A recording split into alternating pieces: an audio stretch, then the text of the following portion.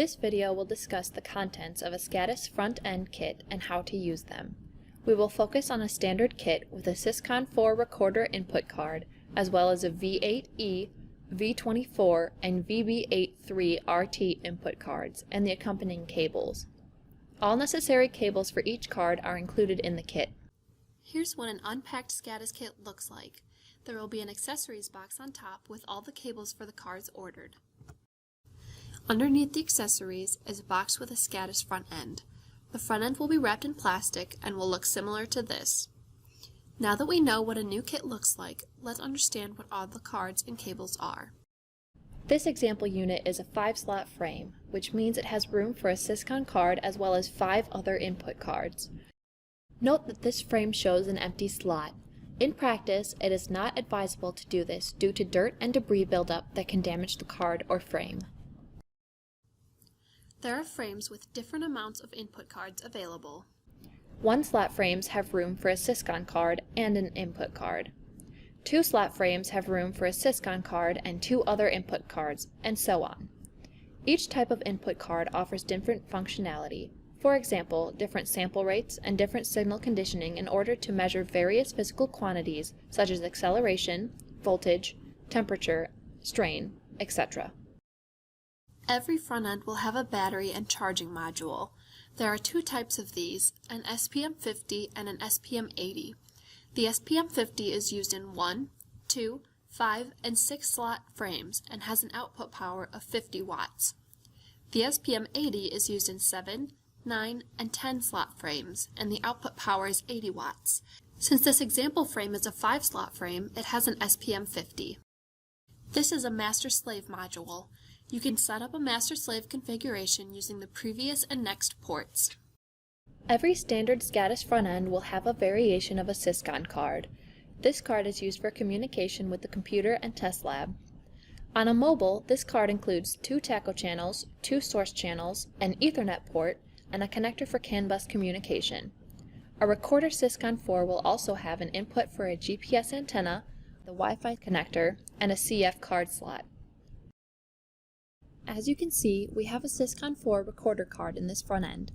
Though it's not labeled as a Syscon 4 recorder, it can be identified by the Wi-Fi symbol in the upper right-hand corner and the record button on the left-hand lower corner. The Ethernet port connects the front end to a PC to perform data acquisition with Simcenter Test Lab. TACO channels measure RPM signals from rotating machinery. The cable for a TACO channel is an SCM CAS06 cable, which is a 4-pin LEMO to BNC. To insert this cable, line up the red dot on the cable to the key slot in the front end connector. Source channels are output channels. Signals can be created or generated in Simcenter Test Lab and used, for example, to drive shakers. The cable for a source channel is an SCM CAS07 cable, which is a 4-pin LEMO to 2 BNCs. The cable is inserted the same way a TACO cable is. The sync puts out an iRig-B signal. When in use, the T2 TACO channel is not available. The Wi-Fi feature is used to communicate between the front end and the control app on a tablet. To attach the antenna, screw it into the input card carefully and then orient the antenna upwards. A CF card slot holds the CF card to store time data. A GPS antenna is provided for recording of GPS data. To attach the antenna, insert the cable to the input card. Once it is in all the way, it will click. This frame also has a V24 card, a VB83 RT card, and a V8E card. These are all labeled on the left-hand side of the card. 8 cables for each card come in the kit. Here, we will show how to insert each cable the proper way. V24 input cards have 8 connectors with SCX CAS14 cables, or 9-pin LEMO cables to 3 BNCs. These cards offer a total of 24 channels, 3 channels per connector. Triaxial accelerometers are commonly used, which measure acceleration in the X, Y, and Z directions. To plug in the cable to the input card, make sure that the red dot on the cable adapter lines up with the key slot on the input card before inserting the cable. This ensures proper alignment of the pins. Push the cable straight into the input card until it cannot go further. V8 input cards have 8 inputs with SCX Cas05 cables, which are 1-pin LEMO to BNC. These are 8 voltage or ICP input channels. To plug in the cable, align the adapter to the input card and push straight. VB83RT input cards have 8 channels for universal NVH inputs with SCX Cas03 cables, which are 7-pin LEMO to BNC, or Cas04 cables, which are 7-pin LEMO to bare wire. Note that there are other cables with 7-pin LEMO cables that do not fit in this card because they only have 1 key as opposed to 2. To avoid damage to the card and the cable, do not attempt plugging them into any VB8 card. Here's how to plug in a cable to the VB83RT input card. These cables must align properly with the inputs they go into. Make sure the red dot on the adapter lines up with the gray rectangle on the input card and then insert. This will ensure that the 2 keys and the 7 pins are aligned properly. You can do this for both the BNC and bare wire cable. This is the grounding assembly kit. It has a grounding cable, a grounding pin, and a scouring washer. The scouring washer is supposed to remove the paint on the front end to establish a good electrical connection. One end of the cable goes onto the pin. The other end is supposed to be connected to a safety ground. Contact your building supervisor regarding this.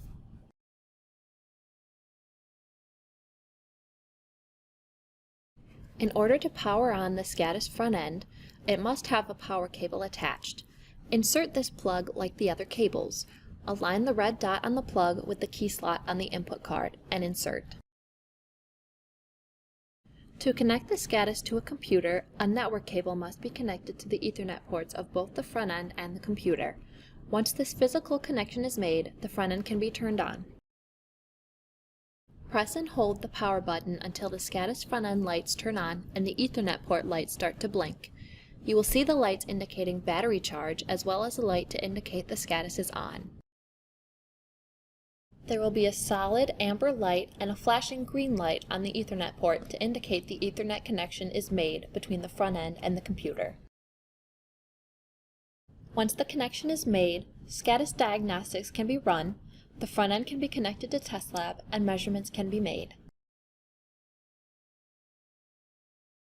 If there are issues connecting to the front end, the DHCP static address may be set incorrectly. To change these settings, open the Network and Internet settings of your computer. Under Change Your Network Settings, click on Change Adapter Options. Select the option that corresponds with the Ethernet connection for the front end. Right-click and choose Properties. Select the option that says Internet Protocol version 4, TCP IP v4, and click on Properties.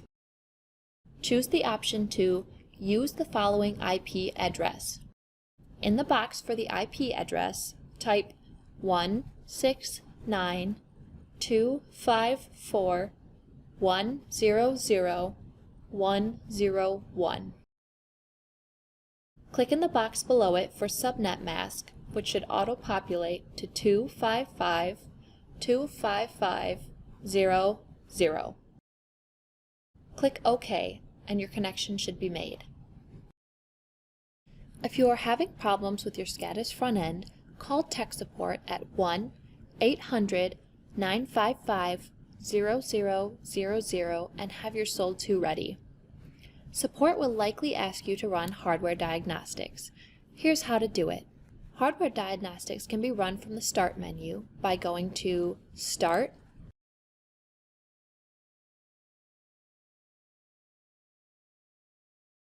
Simcenter Hardware Diagnostics, SCADAS Diagnostics. Or you can go to the path C, Program Files, x86, Simcenter Hardware Diagnostics. The file is an executable file called Simcenter SCADAS Diagnostics. Double-click to open it. The SCADAS front-end information should already be filled out in the Device section since the frame is already connected to the computer. check all the boxes in the Diagnostics, Test, and Report section and click Start. As each part of the diagnostics is completed, a green bubble will appear next to the checkbox to indicate what part it is working on. The progress status will be shown at the bottom of the window. Once the diagnostics get to the last checkbox, Analog Verification, the program will go through all the channels of the frame to make sure they work. While each one is being tested, a red and green blinking light appears above the channel. Once the diagnostics are complete, the bottom will say Ready Reporting Version Information. Click on the button that says View Report. A file will appear in the directory called LMS Diagnostics Report and then list the date. This report shows all the types of cards in the frame as well as their status. Send the full report to tech support. Open an acquisition module of Simcenter Test Lab. The software will open with a gray screen. Create a new project or open an existing project. The front end will connect to the software and the project will open. If a connection is not made, an error message will pop up giving options to work offline, retry, open a help dialog, or exit Test Lab. If you move to the Acquisition Setup or Scope worksheet, the SCADAS front end will arm and you should see live data streaming as red lines in the scope displays. If you have issues with your front end, the user manual is located at C, Program Files x86, Simcenter, TestLab 2019.1, Central, Help on all computers with Simcenter TestLab installed.